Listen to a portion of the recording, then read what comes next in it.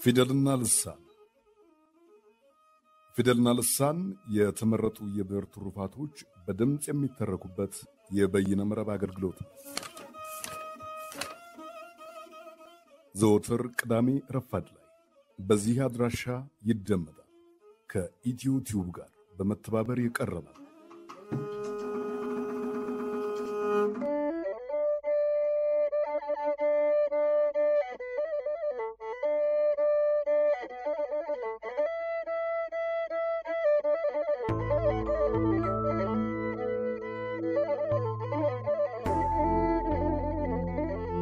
አድዋ ምንህ ነው ለሚለኝ እንዲህ የሚል መልስ አለኝ።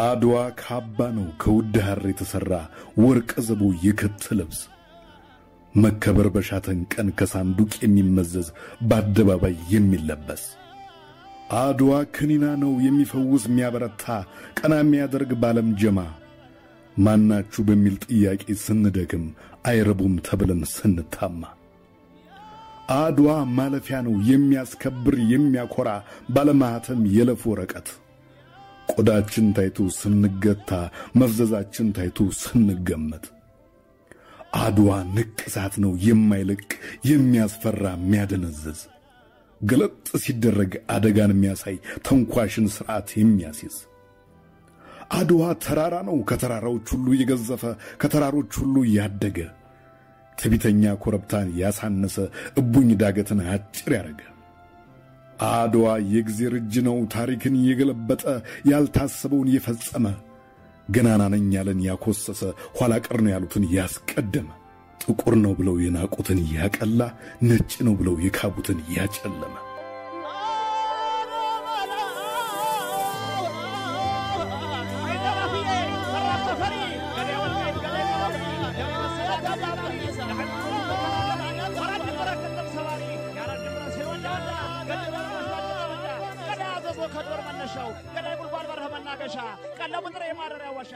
አድዋ ምንህ ነው ለሚለኝ እንዲህ የሚል ነው መልስ ያለኝ።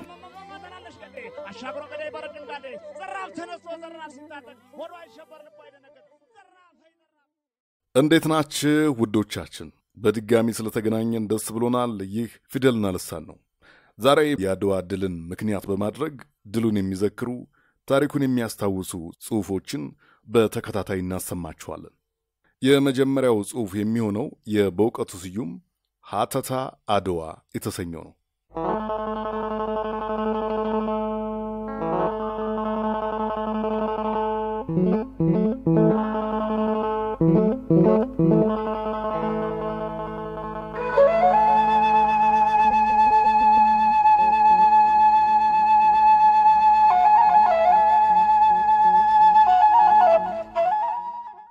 የአድዋን ድል ከድንበር ሉዓላዊነት ጋር አያይዞ መተንተን የተለመደ ነው። ድሉ አነሰ በዛ የሚለው ጭቅጭቅ ከዚህ መሰረት ይፈልቃል። በኔ ግምት የአድዋ ድል ትልቅ ጭብጥ የሰውነት ክብር ይሰኛል። ቀደምቶቻችን ወደ አድዋ ይጋለቡት በግፍ የተነጠቁትን የሰውነት መታወቂያ ለማስመለስ ነው። እንዲያውም ሰው መሆናቸውን በማያዳግም መንገድ ያረጋገጡት አድዋ ላይ ነው ማለት ይቻላል። ወገኖቼ ሰው መሆንን ማረጋገጥ ቀላል ነገር አይምሰላችሁ። አባቶቻችን ከአውሮፓውያን ጋር የሚጋሩትን ግን ደግሞ ከአውሮፓውያን ቀድመው የሚያውቁትን ቅዱስ መጽሐፍ ጠቅሰው ሁላችንም የአዳም ልጆች ነን ይሉ ነበር። የአዳም ልጆች ነን ብለው የሚያምኑ ፈረንጆች ቢቸገሩ የሚደርሱላቸው ቢጠቁ የሚታደጓቸው ወንድሞቻቸው እንደሆኑ ያስቡ ነበር። በእርግጥ የሃይማኖት አንድነት የቀለም ልዩነትን ደምስሶ አዳማዊ ወንድማማችነትን ያስገኘበት የዘመን ምዕራፍ ነበር። ክርስቶፈር ደጋማ የተባለ የፖርቹጋል ነፍጠኛ ለኢትዮጵያ ደሙን ያፈሰሰው የማተብ አንድነት ስለገፋፈው ነው። ይሁን እንጂ በአንድ ወቅት የሚያገለግል የኑሮ ዋስትና በሌላው ዘመን አያገለግልም። ሁላችንም የአዳም ልጆች ነን የሚለው የዝምድና ውል ከዕለታት አንድ ቀን የአገልግሎት ዘመኑ አለቀ። በ1548 ተወልዶ በ1600 እንደ ጧፍ የተቃጠለው ጆርዳኖ ብሩኖ የተባለ ጣሊያናዊ መናፍቅ ኢትዮጵያውያን የአዳም ልጆች አይደሉም፣ ቅድመ አዳማውያን ናቸው እንጂ ብሎ ጻፈ። በብሩኖ ዘመን ኢትዮጵያ የጥቁር ዘር ሁሉ የወል ስሙ ነው። ቅድመ አዳማዊ ማለቱ ደግሞ በአዳምነት ማዕረግ ያልደረሰ ጅምር ፍጡር ማለቱ ነው። ይህ አስተሳሰብ ጥቁሮች በእግዚአብሔር አምሳል የተፈጠሩ አይደሉም የሚል ድምዳሜ ላይ ያደርሳል። ያለማላዘቢያ ለመግለጽ ጥቁሮች ከእንስሳትና ከእጽዋት ይመደባሉ ማለት ነው። ነገሩ ይበልጥ የሚያስገርመው ይህንን አመለካከት ከጥንታውያን ግሪኮች ነባይ አመለካከት ጋር ስናመዛዝነው ነው።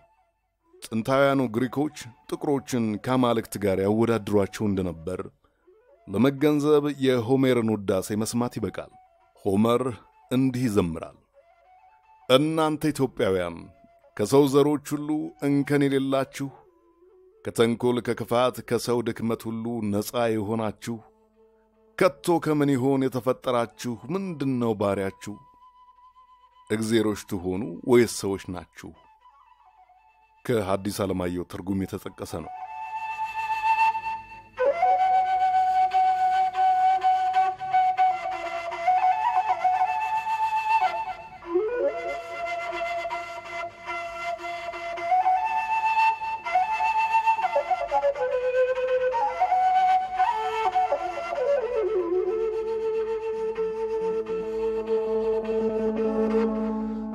ታዲያ በጥንታዊ ግሪኮች ሰው ናችሁ አማልክት ተብለው የተጠረጠሩ ጥቁሮች በ17ኛው ክፍለ ዘመን ሰው ናችሁ እንስሳ ተብለው ለምን ተጠረጠሩ? የጥቁሮቹን ሰውነት መካድ ለምን አስፈለገ? መልሱ ብዙም የተወሳሰበ አይደለም። የቅኝ ግዛት ዳርዳርታው ለቅኝ የታጩ ሕዝቦችን የሰውነት መታወቂያ መንጠቅ ነው። ሰው በድንግል ተፈጥሮ መሰሉን ለማጥፋት ልቡና እጁ በቀላሉ አይታዘዙለትም። ይህንን ለማድረግ በአፍራሽ ንድፈ ሐሳብ መታገዝ ይኖርበታል። ሰው በጎች ነፍስ የላቸውም ብሎ ራሱን ካሳመነ ጀምሮ በጎችን ወደ ቀይ ወጥ ለመለወጥ የህሊና ወቀሳ የለበትም። አውሮፓዊም ጥቁሮችን ጨፍጭፎ አገራቸውን ለመቀማት ከሰው ተራ አውጥቶ ከዋርካና ከጥድ ተራ ማሰለፍ አስፈላጊ ሆኖ አግኝቶታል። በአድዋ ድባቅ የተመታው የጣሊያን ቅኝ ወራሪ ኃይል ኢትዮጵያውያኑን ከማይገባቸው ማሳ ላይ የተሰማሩ ገመሬዎች አድርጎ ሳይቆጥራቸው አልቀረም። የጣሊያኑ ጄኔራል ባራቴሪ መሰለኝ በጦርነቱ ዋዜማ ምኒልክን በቀፉ አስገብቼ ያበረክትላችኋለሁ ብሎ ለሮማውያን ወንድሞቹ መጎረሩ በአእምሮ ውስጥ የነበረው ምስል ምን እንደነበረ ፍንጭ ሰጠናል። መትረየስ ጠመዱ አሉ በርከክ በርከክ፣ አውሬ መስያቸው ከሰው መወለዴን ማንበነገራቸው አለ አቅራሪ። ታዲያ አባቶቻችን እንዲህ በአደባባይ የተነጠቁትን የሰውነት ክብር ለማስመለስ ከፍልሚያ ውጪ ምን አማራጭ ነበራቸው? ፓትሪክ ሄነሪ የተባለ የአሜሪካ አርበኛ ነፃነቴን ወይም ሞቴን ወዲህ በሉ ብሎ በአሜሪካ ተራራዎች ላይ ከመጮሁ 100 ዓመት አስቀድሞ ኢትዮጵያውያን ይሄይስ መዊት በክብር እምሃዩ በሐሳር በወርደት ከመኖር በክብር መሞት ይሻላል የሚለውን መፈክር ያውቁት ነበር። የሰርጸ ድንግልን ዜና መዋል ተመልከት። አባቶቻችን አይን ያጠፋውን አይኑን በለው የሚለው ኦሪታዊ ሕግ ለአድዋ ዋዜማ ተስማሚ ሆኖ አግኝተውታል። እንደ ሰው ያልቆጠራቸውን ጠላት እንደ ሰው ሊቆጥሩት አልፈለጉም። አጼ ምኒልክ በጦርነት አዋጃቸው እኔም ያገሬን ከብት ማለቅ የሰውን መድከም አይቼ ዝም ብለው እያለፈ እንደ ፍልፈል መሬት ይቆፍር ጀመር አሉ። በዚህ ንግግር ውስጥ ያለው ትልቅ ነገር ጣሊያኑ እንደ ፍልፈሉ መታየቱ ነው። አጤ ምኒልክ ያገራቸው ወታደር ለወራሪው ሰባዊ ዝምድና ተሰምቶት እንዲሳሳለት አልፈለጉም። በጦርነቱ ወቅት በተመሳሳይ መልኩ ወራሪን ወደ አውሬ የመለወጥ የስነ ልቦና ቅኝት የነበረ ይመስለኛል። ለምሳሌ በመቀሌ ጦርነት ዋዜማ ራስ አሉላ በተገኙበት ጉባኤ ቀኛዝማች በሻህ ጣሊያኑን በዜግነት ስሙ መጥራቱ ሳያስፈልጋቸው በሾተል እየቀነጠስን በግንብ ውስጥ እንዳይጠንፈጀዋለን ሲሉ መሰማቱን በጅሮንድ ተክለ ሐዋርያት በግል ታሪኩ ይዘግባል። ጣሊያኖች ከሰው ተራ ወጥተው በፍልፈልና ባይጥ ሰልፍ ውስጥ ገብተው ለእልቂት ተመቻቹ። አዎ ውርደት እንደ ተስቦ ነው። ወደ አውራጁም ይጋባል። ወታደር ባለመሆኔ የጦርነቱን ውሎ ማተት አያምርብኝም። ያም ሆኖ የአድዋ ድል ዛሬ ብርቅ በሆኑብን ሁለት እሴቶች ረድኤት የተገኘ ይመስለኛል። እነዚህ ሁለት እሴቶች መተባበርና መደማመጥ ናቸው። ጣሊያኖች በጊዜው ወደ ጦርነት ሲገቡ ተስፋቸውን የጣሉት በመድፍና በጠመንጃቸው ሳይሆን ኢትዮጵያውያን ዝነኛ በነበሩበት የውስጥ መቆራቆስ ላይ ነው። የትግራይ ቅልጥም ሲመታ ሸዋ ያነክሳል ብለው አላሰቡም። በእርግጥም በክፍለ ሀገሮች ውስጥ የተለያዩ ሽኩቻዎች ነበሩ። እነዚህን ሽኩቻዎች አስረስቶ ኢትዮጵያውያንን ሁሉ ለአንድ ዓላማ ማሰለፍ ምኒልክነትን ይጠይቃል። መደማመጥ ያልኩትን ላሳይ። አባዳኘው ከዛሬው የይስሙላ ፓርላማችን በተሻለ ሁኔታ ለልዩነቶች ቦታ የሚሰጥ ተንቀሳቃሽ ምክር ቤት በጦርነቱ ወቅት መፍጠር ችለዋል። ጸሐፊ ትእዛዝ ገብረስላሴ በውጊያው ዋዜማ የነበረውን ሁኔታ እንዲገልጹታል። አጼ ምኒልክም በበነጋው ሰራዊቱን የቀኙን በቀኝ የግራውን በግራ አሰልፈው ነጋሪቱን እያስመጡ ወደሱ ተጓዙ። ኢጣሊያኖችም ዘበኛው ሲመጣ ባዩ ጊዜ ተመልሰው ወደ እርዳቸው ገብተው ተኙ። ከዚያ በኋላ ሰራዊቱም እንደ ኤሊ ስንመጣበት ከድንጋይ ይገባል፣ ስንመለስ ይወጣል፣ እንዲህ አርጎ ሊጫወትብን ነውን ብሎ እጅግ አጥብቆ ተናደደ። መኳንንቶቹም ተሰብስበው ከዚህ ሰፍረን አድረን በማለዳዚያው ካሉበት ከርዱ ድረስ ሂደን እንዋጋለን ብለው መከሩ። ንጉሠ ነገሥቱም እሺ ብለው ድንኳኑን ለማስመጣት አዘዙ። ይህ ምክር ካለቀ በኋላ የትግሬው ገዢ ራስ መንገሻ ተሰልፎ በፈረሱ ሆኖ መጣ። እሱም ይህ ምክር እንዳለቀ ባየ ጊዜ አንድ ነገር ልናገር ይፍቀዱልኝ ብሎ ወደ ንጉሠ ነገሥቱ ቀርቦ እንዲህ አለ። እንደ ተርታ ነገር ካልሆነ ስፍራ ሄደን ልናስፈጀው ነውን አለ። ይህ ምክር የተስማማ ምክር ሆነ። አጼ ምኒልክም ተመልሰው ከድንኳኑ ከገቡ በኋላ እንዲህ አሉ። እንግዲህ ከሰፈሬ ወጥቶ ተኩስ አልጀመረ ባይኔ ካላየው ተሰልፍ ያልወጣም። ጸሐፊ ትእዛዝ ያቀረቡትን ዘገባ ወደ ዘመናዊ አማርኛ አሳጥሬ ሳዛውረው የሚከተለውን ይመስላል። ርዕሰ ብሔር ምኒልክ ሰራዊታቸውን እየመሩ ወደፊት ሲገሰግሱ የጣሊያን ሰራዊት ስልታዊ ማፈግፈግ አድርጎ ወደ ምሽጉ ገባ። ምኒልክ በቀጣዩ ስትራቴጂ ላይ ለመወያየት አስቸኳይ ስብሰባ ጠሩ። በስብሰባው ላይ ወደ ጠላት ምሽግ ሄደን እንዋጋ የሚል ሐሳብ ቀርቦ በአብላጫ ድምፅ ጸደቀ። ምኒልክም በብዙሃኑ ተሰብሳቢ የቀረበውን ሐሳብ ለማስፈጸም ተዘጋጁ። ይሁን እንጂ ጄኔራል መንገሻ ዮሐንስ ዘግይቶ ስብሰባውን ከተቀላቀለ በኋላ ምሽግ ድረስ ሄዶ መዋጋት በወገን ጦር ላይ ጉዳት ያስከትላል ብሎ መከራከር ጀመረ። ምኒልክም እኔ አንድ ወስኛለሁ፣ ውሳኔ ካልጣምህ በሊማሊሙ በኩል ማቋረጥ ትችላለህ ብለው ሳያሸማቅቁት ሐሳቡ እንዲጤን አደረጉለት። ሐሳቡ በድምፅ ብልጫ ጸደቀ። በድምፅ ብልጫ ያልሁት የምክር የተስማማ ምክር ሆነ የሚለውን የጸሐፊ ትእዛዙን አማርኛ ተርጉሜ ነው። እንደተመለከተው አጤ ምኒልክ ልዩ ልዩ ሐሳቦችን ለማዳመጥና አወዳድረው የነጠረውን ሐሳብ ለማስፈጸም ዝግጁ ነበሩ። በአራት ነጥብ የታጠረ ግትርነት አልነበረባቸውም። ለማስፈጸም ዝግጁ ነበሩ። ሾፐንሃወር የተባለ የጀርመን አገር ፈላስፋ ከአድዋ 35 ዓመት አስቀድሞ ከጥንት ግብፃውያንና ከህንዶች ውጭ ያለው ታላቅ ስልጣኔ ፍሬ ሁሉ የነጮች ጥረት ውጤት ነው፣ ከጥቁር ህዝቦች መካከል እንኳ የገዥነትን ስልጣን የሚይዙት በቀለም ፈካ ያሉት ናቸው ብሎ ነበር። የአጤ ምኒልክ ፊት ይህንን ንድፈ ሐሳብ በይፋ ለማስተባበል የተፈጠረ አይመስልም።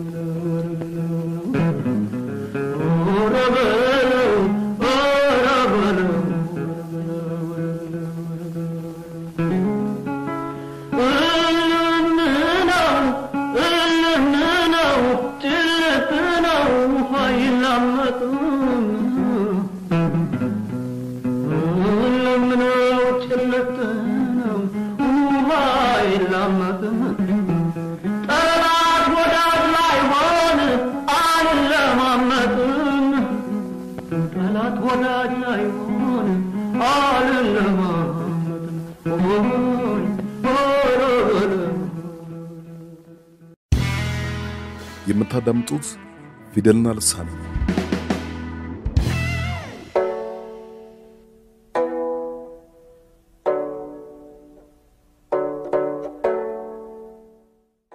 በመቀጠል የምትሰሙት አጤ ምኒልክ ከተሰኘው የጳውሎስ ኞኞ መጽሐፍ ላይ የተወሰደ ነው።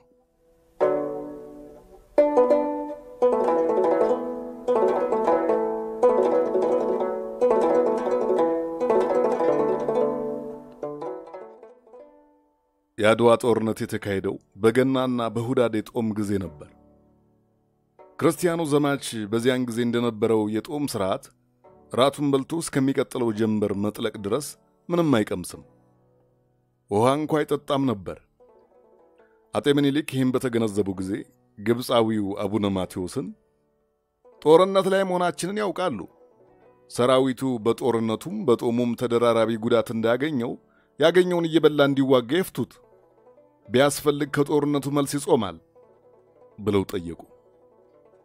አቡኑ ግብፃዊ ነበሩና የኢትዮጵያ ጉዳይ ምን ተዳቸው አልፈታም ብለው ክችች አሉ። በዚያ ያዘኑት አጤ ምኒልክም እንግዲህ እግዚአብሔር የዋህ አምላክ ይርዳው ብለው ነገሩን ተውት። ያም ሆኖ እህል ያልቀመሱት የኢትዮጵያ ጀግኖች ሽንፈትን ሳይቀምሱ ጦማቸውን ሳይፈቱ የጠላትን ጦር ፈተው በድል ተመለሱ።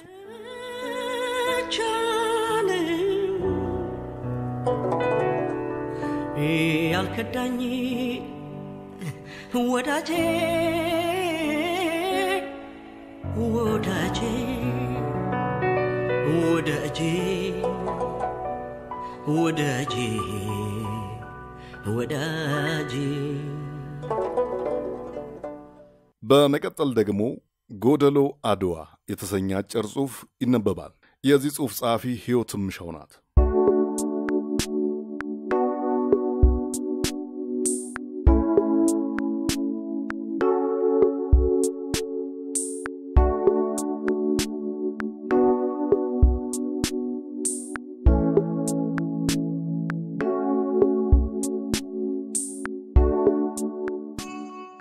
ለወትሮ አንዴ የብደት ቀን አንዴ ሳንታ ክላውስን እንምሰል እያሉ የሚልጉኝ መስሪያ ቤት ያጠገብ ያለ የግል ትምህርት ቤት የሚማሩ ልጆች ዛሬ አስገረሙኝ። የፈረደበትን የጂጂን አድዋ ጎል አድርገው ሲጫወቱ ሰማሁና ምን እየተካሄደ ነው ብዬ በመስኮቴ መመልከት ጀመርኩ። ሰንደቅ ዓላማ ለመስቀል ሰልፍ ይዘው ቆመዋል። ሰፍ አልኩ። ጂጂ አሁንም ትዘፍናለች። ደስ አለኝ። የጂጂ ዜማ ሳያቆም አንድ ልጅ ወረቀት ይዞ ከሰልፉ ፊት ለፊት ቆመ። ከ14 ዓመት የማይበልጥ ተማሪ ነው። የበለጠ ደስ አለኝ። ብዙም ሳይቆይ ዘፈኑ ሳይቆም ባለ ወረቀቱ ልጅ በአሜሪካዊ እንግሊዘኛ ስለ አድዋ ምንነት መለፈፍ ጀመረ። ግራ አለኝ። ጮክ ብሎ ስለ አድዋ ታሪክ፣ ኢትዮጵያውያን በአድዋ ምክንያት ስለተረፏቸው ብዙ ነገሮች መዘርዘር ቀጠለ። አድዋ ቀና ብለን እንድንሄድ በማንነታችን እንድንኮራ አድርጎናል አለ። እነሱ አጨበጨቡ። እኔ ደንዝጄ መስማቴን ቀጠልኩ። አድዋ በራሳችን ቋንቋ እንድንጠቀም የአባቶቻችንና እናቶቻችን መስዋዕትነት ራሳችንን እንድንሆን ፈቅዶልናል አለ በዛው ሞልቃቃ እንግሊዘኛው። ራሳችሁ እንድትሆኑ በቋንቋችሁ እንድትናገሩ ታዲያ አድዋ የፈቀደላችሁን የእናትና አባቶቻችሁ ደም የሰጣችሁን ነጻነት ማን ቀማችሁ አልኩ ከትዕይንቱ ላይ አይኔን ሳልነቅል። ደስታዬ በጥያቄዎቼ ሲረታ ተሰማኝና እግሬን እየጎተትኩ ወደ ወንበሬ ተመለስኩ። ወዲያው ግን ተማሪዎቹ አሳዘኑኝ። በራሳቸው ቋንቋ መናገር እንዲያሳፍራቸው ተደርጎ የሚማሩት ዛሬ እንኳን በፈረንጅ አፍ ካልሆነ ስለ ኢትዮጵያዊ ኩራት ማውራት እንዳይችሉ ተደርገው የተቀረጹት እነዚህ ክንፋቸውን የተሰበሩ አሞራዎች፣ እነዚህ ከስራቸው የተነቀሉ ወይራዎች አሳዘኑኝ። እኛም ወደን ተደፍተናል፣ ቢረግጡንም አልከፋ ብሎናል። ግን ክር ተሰጥቷቸው መርፌ የተከለከሉት፣ ስንደዶ ያላቸው ወስፌም የተባሉት፣ መሙላት እየቻሉ ጎድለው ይቀሩት እነዚህ ልጆች ክፉኛ አሳዘኑኝ።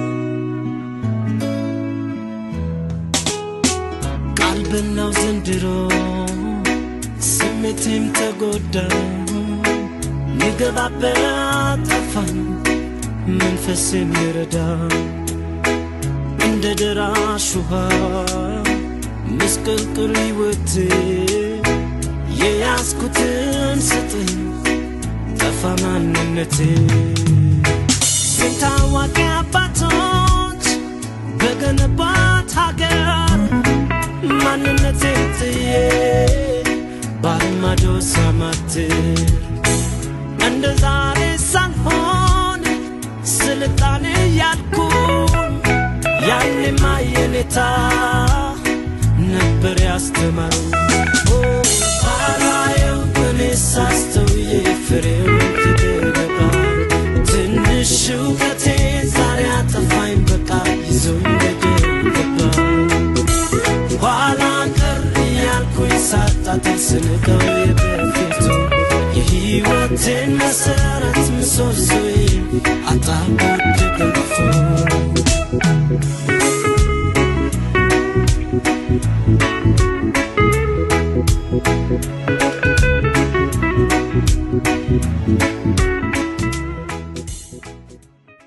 አብረን ስለቆየን ደስተኞች ነበርን። በሚቀጥለው ጊዜ የሚያገናኘን እስከዛው ድረስ በዚሁ እንሰናበታለን። በጣም እናመሰግናለን። መልካም ቀን ይሁንላችሁ።